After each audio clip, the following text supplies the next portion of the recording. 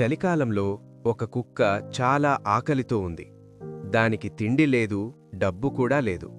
ఆ కుక్క బాధగా ఇలా అనుకుంది, నాకు తిండి కావాలి, కానీ నా దగ్గర డబ్బు లేదు. ఆ కుక్క మనుషుల దగ్గరకు వెళ్ళి తిండి అడిగింది. ఒక మహిళ దగ్గరకు వెళ్ళి భిక్షం అడిగింది. కాని ఆ మహిళ కోపంగా కుక్కను శిక్షించింది. ఆ కుక్క చాలా బాధతో దిగులుగా బయటకు వెళ్ళిపోయింది. అప్పుడు కుక్క ఒక నిర్ణయం తీసుకుంది. నేను నా తిండి కోసం పనిచేస్తాను.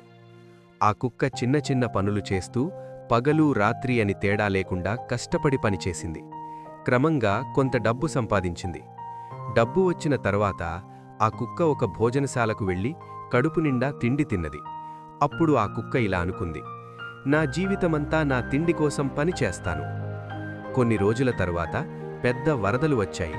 నీరు ఇళ్లలోకి చేరి ప్రజలు చాలా ఇబ్బందులు పడ్డారు.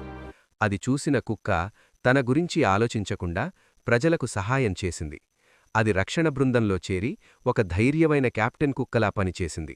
చాలామందిని వరదల నుంచి కాపాడింది. చివరికి అందరూ సురక్షితంగా బయటపడ్డారు.